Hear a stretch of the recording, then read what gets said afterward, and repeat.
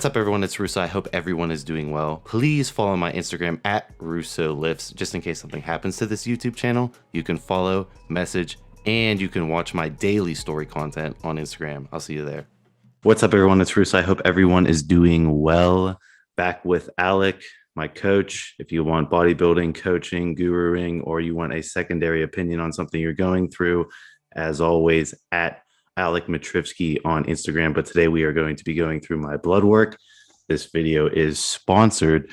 So Persona Labs did sponsor this video. So if you go on my source list, which is in my pinned comment or description, and scroll down to independent blood test without a doctor, I have a discount code with them, and I got the PATS performance panel, which is right here. So everything I got tested, and I do have a discount code. This is their best test if you guys are looking to get everything tested. So CBC with platelet count, a metabolic panel, CRP, DHEA, DHT, estrogen, hemoglobin A1C, IGF, lipid panel, prolactin, PSA, SHBG, testosterone, T3, T4, and TSH. So I got everything tested before I did this massive bodybuilding steroid cycle, and I'm going to have Alec break down this blood work for you. But I just wanted to, harp back again that this video is 100% sponsored. Persona Labs has always been hooking me up with free blood work, and everyone who has gone through them has nothing but good things to say. Local company based in Florida, and I have full videos on how to exactly go through getting this blood panel done. But today we are going to be reacting to my blood work. So let's get into it. So here is my blood work, and we are going to have Alec break down all the abnormalities. Right on. Well, first we want to dive into your hematology profile, which is usually, the number one thing that's off for steroid users. Your glucose levels are fine, obviously. Your bond ratio, your creatinine and AGFR, which is estimated glomerular filtration rate, is fine, suggesting that your kidneys are doing well. Now, as far as your electrolytes go, your sodium, potassium, chloride, everything's fine. Your calcium is elevated, which might suggest parathyroid hormone increased output. This test you'd want to get this retested again.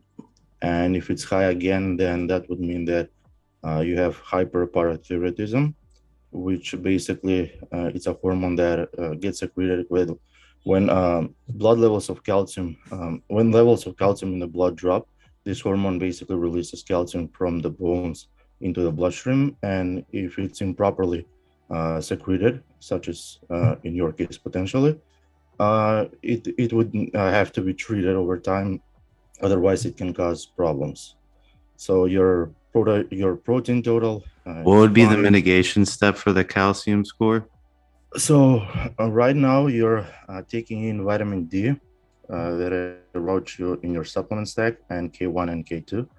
Vitamin D will help basically enhance calcium absorption from the intestines, and also on a cellular level, it attaches to a protein called P21 in the parathyroid gland, which basically stops it from growing. So in order to stop issues arising there, then you have supplementing with K1, which increases osteocalcin, which is a binding protein that binds calcium to your bones. And you have also supplementation with K2, which also increases matrix GLA protein. We will do a separate video on the supplement stack Alec is listing. I think ancillary supplements on stack will be our next video, just for everyone watching. Right on, but still in that situation, it's your supplement stack is adequate for what's happening here in the blood work. But I would get your calcium levels retested again, and also your parathyroid hormone, just to be sure, that there's no pathological things going on. Maybe if you have tumors or something like that on your parathyroid gland. Now, as far as protein, albumin, globulin, those are fine. So you're not losing protein in your urine through your kidneys. AST and ALT are fine. So liver enzymes are doing good. Your IGF-1 is, I mean, usually it's low. I mean, this is within range, obviously, but like people usually have it as high as you do. Rarely do you see somebody with IGF north of 300 or even 200. So we will test this with your IGF DES or LR3 when you Yes. decide to basically, do the experiment and see the legitimacy of them. What else? Go down. Now your cholesterol or lipid panels. This is not surprising considering, your androgen use. Mm-hmm. Your HDL is low. This can be treated. Maybe we can add enzima type. I'm probably butchering this as far as pronunciation goes. It basically blocks a protein that causes cholesterol to be absorbed from the small intestine into the liver, which basically forces the liver to extract cholesterol from the serum and therefore decreasing, cholesterol. We can add also cardarine that also Mm-hmm. promotes elevates HDL and is within your within the goal of cutting, obviously. So as you're gonna be doing more cardio and all that, it would help your cholesterol as well. And just for Um, everyone watching, as far as the HDL goes, like the best I've ever gotten my HDL on androgens is around like 32. Like, how high could I theoretically get my HDL? Like, not on this cycle specifically, since it's super unhealthy, but let's say someone who's like, cruising on TRT for a longevity standpoint, what should be the HDL number that you think you could creep up to? I mean, this is highly individual and case by case dependent. I mean, with a proper protocol and without excess androgen use, I'm sure you can be within like the normal parameters, like as somebody that's natural. The whole problem is to be very, meticulous about everything, and supplement with a plethora of things. But this can be addressed. The problem is if this HDL to LDL ratio is chronically skewed. So acute changes like this in the Gantt spread scenario are to be expected. So this is not Mm-hmm. surprising, and it's not something that um, it's to a huge concern. But like over time, over years and years, like it adds up. So for sure. Right. But we will address it afterwards. Post cycle, all of this will be addressed. But right now, it's kind of impossible. Right. So yeah, your ratio is fucked up.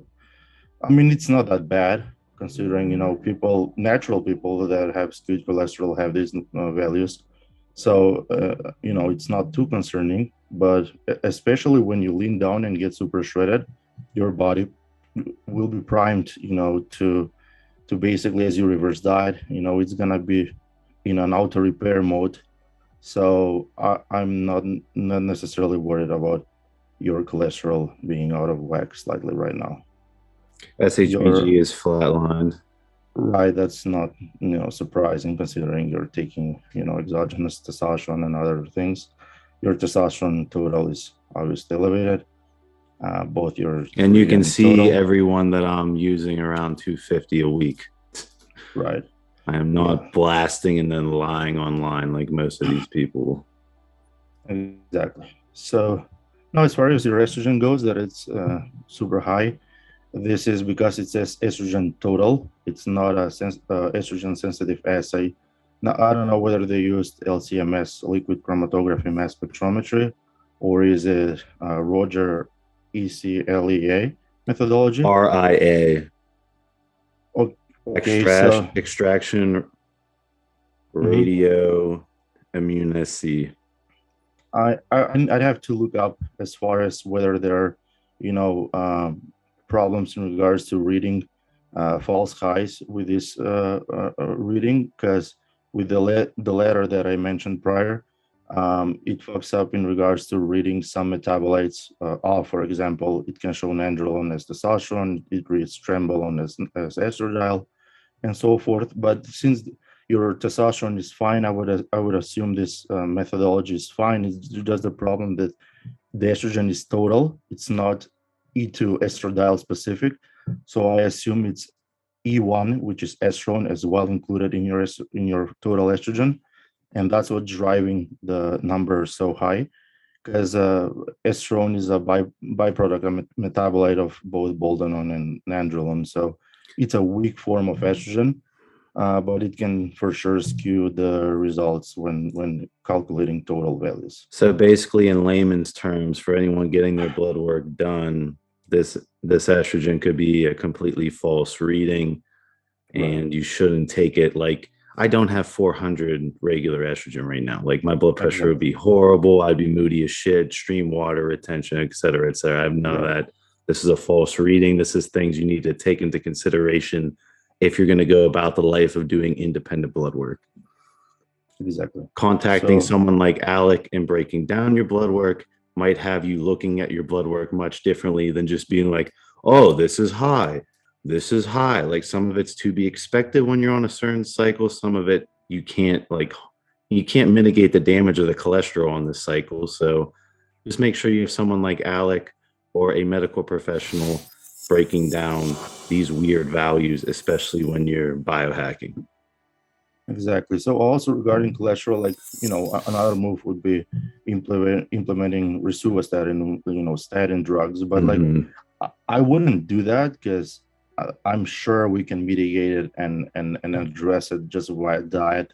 Removing the underlying cause, which is very harsh androgens that are to be expected to be utilized through prep. So just by going off of all of this shit, and maintaining a proper diet and lifting schedule, this will be this wouldn't be a problem. Because the more drugs you use chronically over time, they all have potential side effects. So why be a walking pharmacy, if you don't have to? Exactly. So CRP is normal, right, hemoglobin is normal. yeah, My CRP. So PSA is also, okay. yeah. So regarding CRP, I often see elevated CRP with UGL labs. The solvents. Some they use like weird solvents, or carrier oils that can cause elevated CRPs to the tens, 20s, even 30s. So you have Jeez, low, yeah. So you have low you've seen systemic inflammation. 30s. Yeah, I have like in Whew. high doses of EO, ethyl oleate, and I mean, when people do weird blends or super high dose gear, they have to use a lot of solvents and questionable. Uh, I mean, it just happens. I see it often, but like right now, I'm happy that's not the situation with Well, you. here's a plug for Elevate, because Russo got to make the bag, right? So I have a Exactly. Bloodwork company that's sponsored. This is Persona Labs. I'm also bought into a TRT clinic, which isn't going to give you a CRP of 30 FDA registered year. Definitely good to get on it. So Elevate is in the description of this video and in the source list below. I think Alec would agree on, if you find a good UGL that cares about their customers, the gear is probably fine. When you look at some of these UGLs that move weight over time, they start to care less and less about the quality. And it's really not the steroids that are damaging you, it's the solvents, the way they're making the steroids, that is causing all this inflammation, correct? Exactly. Yes. Correct. Yes. All right, PSA is normal. Right. Well, that's expected considering your age. All right. So, um, let's go to the hematology aspect. So, white blood cell count also low, so no inflammation, no bacteria. Red blood cell count normal. So you're not polycythemic when starting off. Hemoglobin is fine. Hematocrit is fine. All of these parameters are looking normal. Let's say Um, my hematocrit and hemoglobin is high for the viewer's sake. What would be the mitigation so step? Because I know you're kind of against donating blood, right? well, I'm not necessarily against it. I'm just like, here's the thing: when you donate blood, that's like an acute fix, quick fix. But when you're Mm-hmm. donating blood, you're also diluting your blood of important, both electrolytes and vitamins and minerals. So like I've seen a lot of times people be severely iron deficient. When they use androgens, they induce polycythemia, they increase erythrocytosis. So what happens is iron is being increasingly being uptaken and stored. So it's being depleted from serum. And as they also even donate on top of that, they're depleting iron like crazy. And I see people with anemic like symptoms, but they have like super low iron, but super high red blood cell count and hemoglobin levels. And there's such a thing as iron deficiency without anemia, and the symptoms are mostly exactly the same as anemia. So that's a bitch to deal with. So that's why I have red meats apart from your preference into your diet. To some people, I suggest even supplementing with iron. 100 mg a day. My dad was Um, a long distance runner in college, and he ran so much that he depleted his body of iron, and actually, like, he was right, bedridden, and like they couldn't figure out the issue. And with Western right, medicine, right, it takes a while before they just, pull yeah, your blood work and like, oh, your iron's yeah. flatlined. So you definitely don't want to be messing around with Yeah, that. because they do the general blood work without looking for iron as well, because you have to add it additionally, and they will see when they see normal hemoglobin and red blood cell count, they assume that your iron levels are normal, right? So that's why a lot of people don't even recognize iron deficiency without anemia as a possible cause of symptoms. But it can happen, obviously, as with your dad. And I see it often in people that are enhanced. So if your red blood cell count and hematocrit are going sky high, hematocrit can be elevated through also sheer dehydration. So like increasing your fluid intake will also help in that regard. That can be like an acute false high. But like if your red blood cell counts are super high, then something has to be done in regards to either adding in maybe an aspirin, but like that wouldn't lower your blood cell count. That would prevent clotting. But in order to address the directly the source, you'd have to lower your androgen load. So that's the only thing that you can do in that regard, except also donating blood. So, but listen, we're in prep right now. So, this is a timed, predisposed time period that we have defined. It's not that you're going to be continuously doing this over months and months and months. So, if God forbids, it goes, 6 and above, then you will have like an IQ donation. Maybe we will lower some of the androgens that are mediating more erythropoiesis like EQ. All But I right. doubt that. Everyone's bitching at you, Alec, over the EQ. And so Right. for everyone out there that's clapping Alec about that, you can see that the first blood draw, I'm giving Alec completely, I mean, it's in the upper range, but Right, normal right. hemoglobin, hemocrit. So we'll go from there. Yeah, but, well, it's highly individual. Some people just maintain. Like for some people, red blood cell count goes up and it stays high, normal, regardless whatever they do. So they never go, super high in polycythemia range. So that's very individual. And as far as like EQ being, super bad, I mean, contrary, like even for me, anecdotally, nandrolone for myself increases more red blood cell count than boldenone. So, take it for, as what it is. But without actually finding out for ourselves, we cannot know.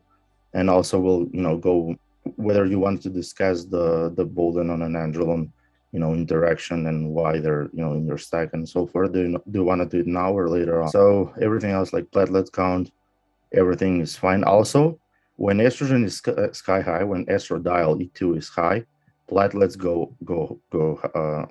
are high as well, like always. So in your situation, they're normal, suggesting that also not showing a sign that your E2 is super physiological. So again, this leads us to again conclude that your false high is basically just a sum of both estrone and estradiol rather than already. So other markers, prolactin, nothing surprising there. We'll test it, through prep when you're, introducing other 19 ors such as even trenbolone. Um, like your prolactin. So also people are bitching about, nandrolone causing, elevating prolactin. So here your prolactin is, normal, right? And you have nandrolone in your body during this Yes, period, I right? did. So Yes. why isn't your prolactin high? Because in order for progestins to have that effect on prolactin, estrogen has to be elevated. The They test cannot is low for all the people in the comments. exactly. So that's why the testosterone is low. If you had like 500 mg of test or more than that, I'm sure your prolactin would have been elevated. Well, Right. Alec, that they're Yeah. mad at you because you didn't put me on a gamma test with the MPP. What are you talking about, Yeah. man? Yeah, I know, Come I on, know. dude. And they want you in stage three hypertension, hypertensive crisis. But I mean, you can't do everything for content. So, sorry guys. Some guys got to do that besides me. Yeah. So thyroid levels, total T3. I'd like to see also next time your free levels, your free thyroid levels, FT3. Yeah, it's weird they Uh, did the free T4, but not the yeah. free T3. That's Usually strange. what, yeah, usually what tends to happen, and your TSH is low, So I would assume your FT3 is relatively high. Otherwise, your TSH would have been elevated. Usually, what happens through prep and in a severe caloric deficit, and when carbs are uh, restricted, what happens is one of the ways that your body regulates itself and tries to slow down the whole metabolic processing going on. It converts free thyroid, free T4, FT4 to reverse thyroid, which is metabolic inactive thyroid. So rather than free thyroid, FT3, and it's like a metabolic break. So that's one way where your thyroid is lowering its output. And if you're just checking for TSH and T4, you wouldn't notice this. So that's why you always want to see your free thyroid FT3 levels as well. So you And couldn't even be getting the whole picture unless you had both those free numbers, is what you're yeah, saying. yeah. And usually endocrinologists just base their judgment on this, just TSH. That's Uh, uh, crazy because you could see the precursor of T4. That yeah, alone could be indicative of a thyroid problem if you're just checking TSH. yeah. So they do that. Your dihydrotestosterone is obviously elevated, which is not a surprise. Now, over time, chronically, I would address this because, elevated DHT, since it's a strong androgen, the strongest androgen in our body naturally, over time, it can lead to, it's going to lead for sure to hair loss, potentially acne, but the more worrying aspect would be prostate hyperplasia. Right. If you lose your prostate, then it's game over. You'll never have boners. You'll be peeing your pants, and like it's not a pretty sight. And And that's something. everyone at some point in their life will most likely face some sort of prostate issue. It's just a matter of when, right, Alec? Yes, same thing with hair loss. Mm-hmm. So it's just a matter of when, not if, and also kidney problems. So androgens directly also, influence um, and harm the kidneys themselves over time. You know, that's also a concern, and that's why you have to be on top of your game and monitor all the kidney parameters. Awesome.